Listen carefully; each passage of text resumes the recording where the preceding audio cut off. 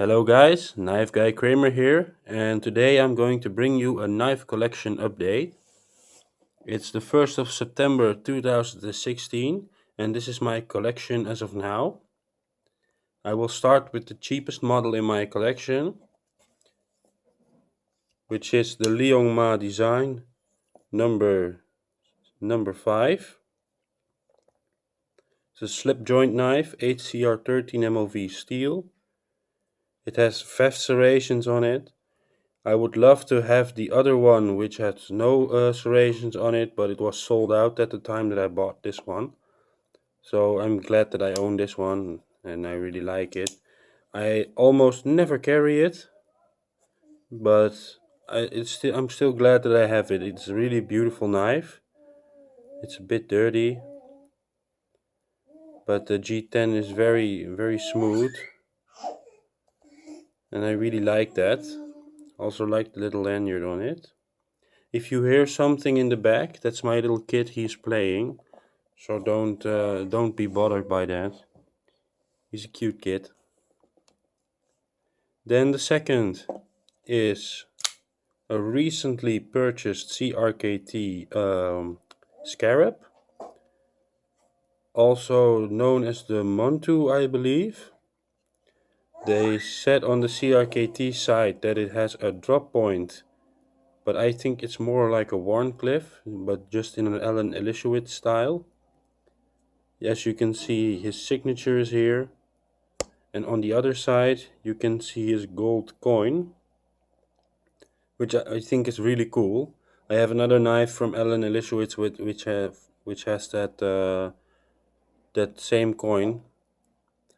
The handle is made of Zytel, and I don't know really what this kind of fabric is, but I kind of like it.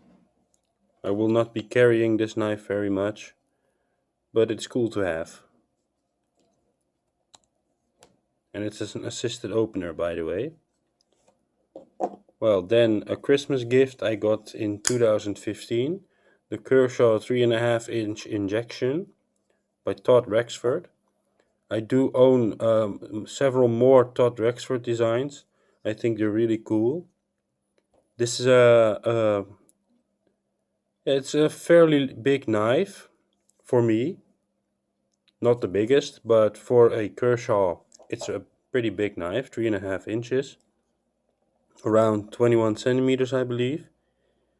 And it's classy looking, and I like how they milled out the G10. I'm not a fan of bead blast, but oh well.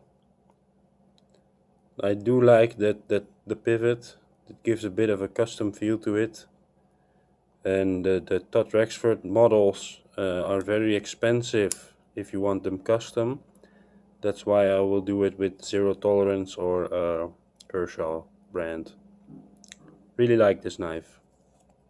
Second of all is the Kershaw Freefall of the 4th. I'm sorry. Well, I did a review about this, so it needs no further instructions. I will deploy it for you, show you the blade a bit.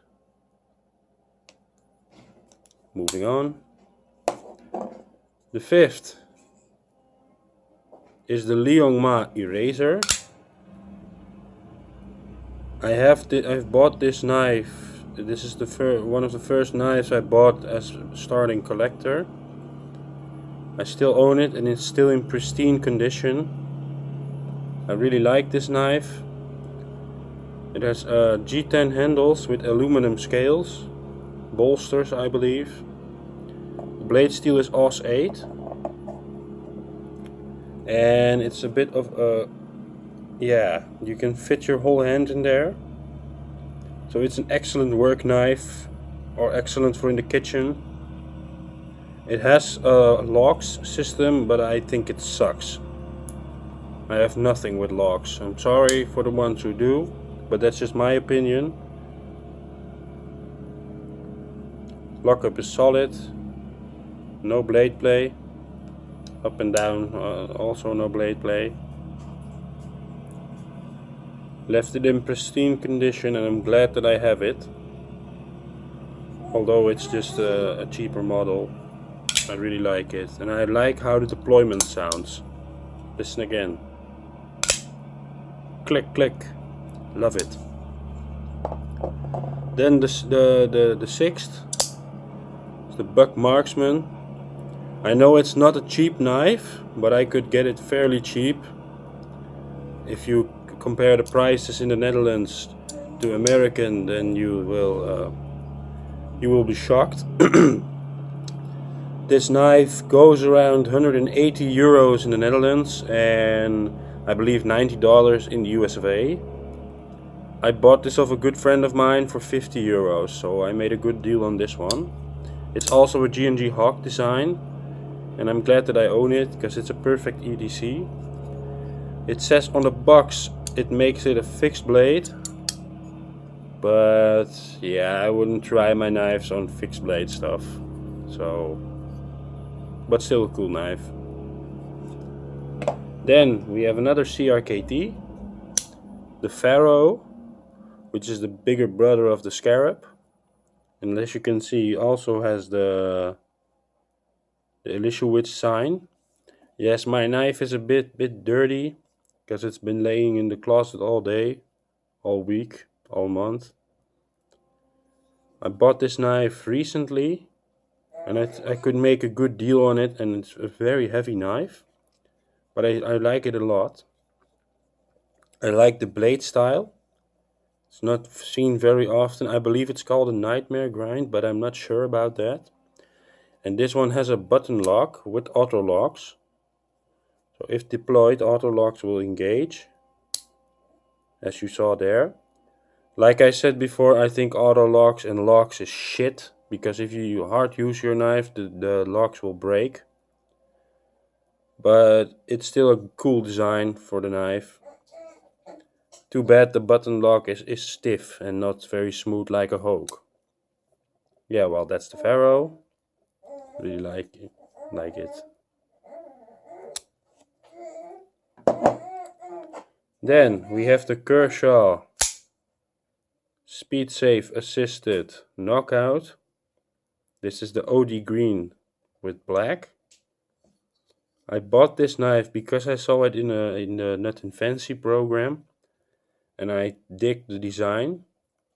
Well, it's a bit small for my taste, but I often carry it as my backup blade, and I really like this knife. There has been some fuss about this locking mechanism with browse blades. I think it's a shame that some company like Kai needs to do this, and that's all I want to say about it. It's yeah. I think Browse makes excellent knives, but also does Kai. So it's a shame, and the knife world doesn't need this. Well, then I have the Quartermaster Templeton, which you all could have seen in my last video. Really small beefy knife with a mechanical look to it, machined. It's a bit like a transformer. Really like it. Apocalyptic finish. The only thing that bothered me is that, as you can see, the knife is very dirty inside, and it came from the factory that way, so that's a bit of a shame. But still, would carry it, would use it. Then a big blade, the Benchmade Onslaught. I think I can fit this in the screen. 154 cm blade steel, made by Bob Plum. And it's a real shame that he passed away 10 years ago. He will be missed. Everything about this knife is perfect except for the pocket clip. I think it's a bit ugly. But furthermore, it's a real big piece. And a real good kitchen knife. Food prepping is the best thing for this knife. It's a tactical blade, I know that, but if I would ever going to use it, I would probably use it in the kitchen. Still like this knife. It's for sale, although if you're interested, PM me and we'll make something work out. I must say I do not ship to America because it's too expensive. I'm sorry. Well, the following one is the Hogue Exo 2 Tanto. The big version, 3.75 inches. Also an Elishowitz design. You got the button lock here, which is better than the locks because you get a thick piece. No, you can't see it, but it's a thick piece of metal. I like how the pocket clip can be reversed to both ways. It's too bad it's only for right hand carry. I think it's a very cool knife. And if you can see it, there's a small recurve on this blade. The camera won't show it, but if you have it in hand you will see it. And this is the perfect tactical knife for me. If I would go tactical, I would take this knife with me. Really cool, awesome blade, and I'm glad that I own it. Then again, another you saw yesterday, the Browse Blades VR7 G1. Well, I think I told you enough about it for now. There will be a review sometime about this knife. Very cool knife. Not too heavy for its size. Very great use for tactical purposes. Although this is a safe queen, this will never see use with me. Then the next I bought from a good friend of mine, the ZT301. This was one of those pieces I would have loved to own when I first started it with my knife collection, and now I'm glad that I have it. It's a titanium frame lock flipper with G10 side and tiger stripes. I think it's really cool, really awesome. S30V blade. This is one of the parade horses of zero tolerance, and I'm glad that I could own this knife. And this one will never leave my collection, I think. It's a classic. Then we have here the ZT-0200. I recently purchased this knife after owning it already with the serrations. I sold it because I needed funds for another knife, and I regretted that very much. And now I could have bought this knife of a good friend of mine, which I did, and I'm glad he was willing to sell it to me. Really like this knife. Stays in my collection as well. Big piece, very good in the hand. The only thing about it is the liner lock is a bit sharp, but that's all. That's all the that's all the things that I don't like about it. For the rest, it's a great knife. Really like the G10. Very sharp, very strong. Then the Strider. You've already seen that yesterday. Also glad that I own it. I have a little Strider set. And two collaborations with ZT and two Striders itself. And this is the knife that brought me and a good friend together. I told you the story about this knife. Still glad that I own it. There are not many of this knife made. And if they are, then it's probably with a camouflage 10 on the blade. DLC coated. This one is a stonewash. You don't see that much around. I believe there are only a few made of these. And the handle is black, but with some light it looks like blue. Put a lanyard on it. My good friend, knife collector 031, is trying to learn how to make a leather lanyard, and he would love to put this on his knife, and I really am grateful for that, because it would fit the knife very well. Well, that's all about this knife. Let's continue.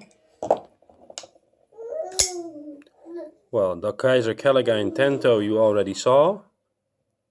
And I EDC this a lot the most time. I really like this Tento. I'm glad that I own it. Also lanyard made by a good friend of mine. And if you want to know more about this knife, check out my other video, guys. And now a special piece. Big blade, custom knife factory muscle. And it's a big muscle. I could purchase this via the garage sale. It was around 300 euros. And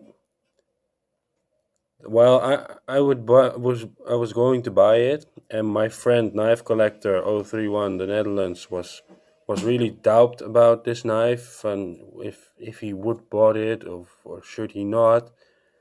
And then I said to him, I pulled the trigger, I bought it, and then he couldn't stay behind. He said, I did too. So I think that's kind of cool. Now we both have this knife. It's a really big knife, and I really dig this knife. It's one for the collection. Now the Liangma Ace. You all seen this knife? Really like it. Carry it a lot, although you can't see that. I'll use it, will not misuse it. Really cool piece. And then my newest addition, the Wee knife 602. There will be a review out for this knife, but I need to check when I will do that.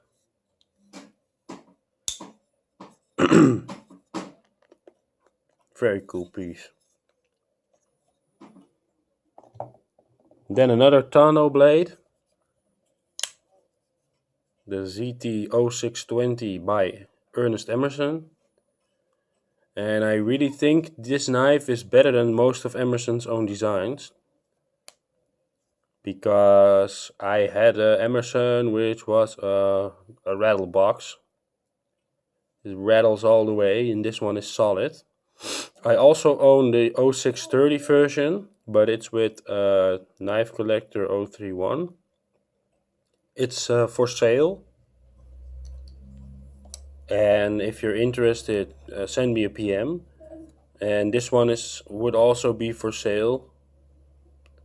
If interested, send me a PM. But if it's not your interest, then it keeps in my collection. I really dig it myself. Bless you, son. Then the ZT0456. Really like this blade. Everything is blue and titanium. A really not so big knife, but very thick. Very good Warncliffe style blade. CTS 204P steel. I have not really used it. I did carry it, and as you can see, it has a small mark on there. But that's for me a reason to go use it now. Really like this knife, and I don't think I would sell it very soon. Then the 0562 carbon fiber. Look at that carbon fiber. I really think this is an amazing piece. Really dig that two-tone finish. Pocket clip, deep carry, Rick Hinderer, over travel stop. Somewhat of a custom designed pivot. Feels really good in hand. Also in left hand. And it's also known as the slicer, and as you can see of that big belly, it's a really good slicer. I'm really glad that I bought this knife again. I used to own the LMAX version, but I thought it was a bit boring. So now I'm really glad I got the CF version, which is very beautiful and better than the LMAX version. So that's it for that. Well, you have seen this knife yesterday. It's the Quartermaster General Lee. You have seen it in my top 5. I think it's a very cool blade. And that's it about this knife. Then another knife you have already seen. The ZT0392. CTS 204P steel. Batman finish, I call it. Really like it. Sometimes use it. The knives are a bit dirty. We'll need to clean them up. Then the Statham Bastion. You've already seen that knife. Nothing too special about it. Very thick blade. Bit of a custom feel to it.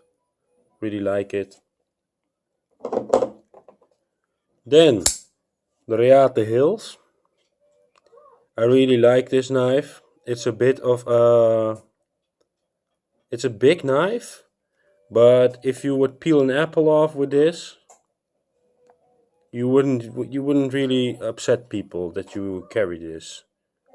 It's a very gentle, clean, goodwill overcoming knife. Really like it. Shining pivot, S35 steel, titanium handle. Fits good in the hand. Lockup is solid. Also like the pocket clip, is very stiff. That was it for the Reate. Now I have a Boker here, the Epicenter. And in the beginning of this knife, the knives were bad. Really bad. They would have lock rock, and sometimes the titanium pieces would just break off. This one has no blade play. And it's also for sale. Shoot me a PM if interested. And if no one is interested, it will stay in my own collection. Really don't mind that. It's a good Rexford design. And this is a good one with a stainless steel insert, as you can see. So they did fix the lock rock problem. Like it. Then we have another Rexford design. The 0801. This was my first high-end knife.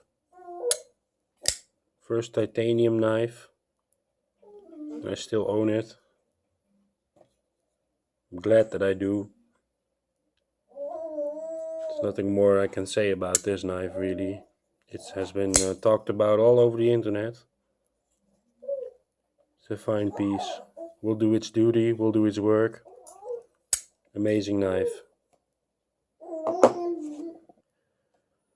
Then we have the Spyderco Gale Bradley.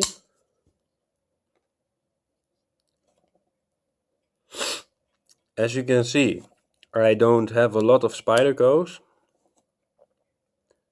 That does not mean I'm not a fan of them. It just means I have a limited amount of money and I can only spend my money once. And I know Spyderco is a good brand, but most of the designs do not speak to me. This is a G10 with carbon fiber overlay and stainless steel liners. M4 steel for the blade, which is really strong, very tough and very sharp. The only thing about this knife, which is a bit of a bummer, is as you can see, you have no place to hold your thumb to unlock this knife. And it does hurt your thumb if you play a lot with this knife. It's a very sharp corner. But overall on that, it's a very amazing knife, a really good workhorse. I'm glad that I have it.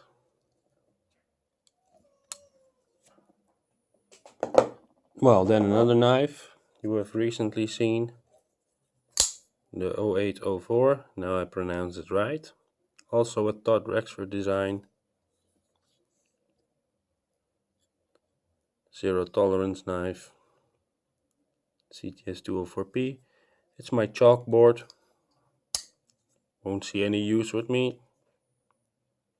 But it's a beautiful blade. Beautiful big blade.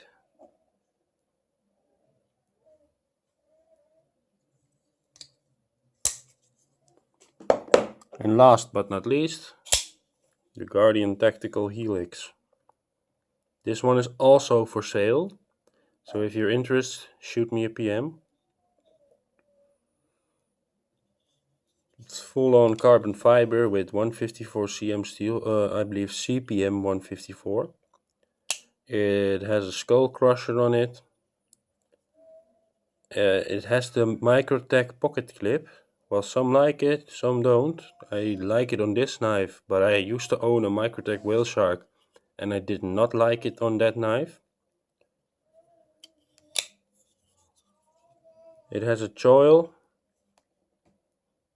good for precise cutting and piercing, but it makes the blade a lot smaller.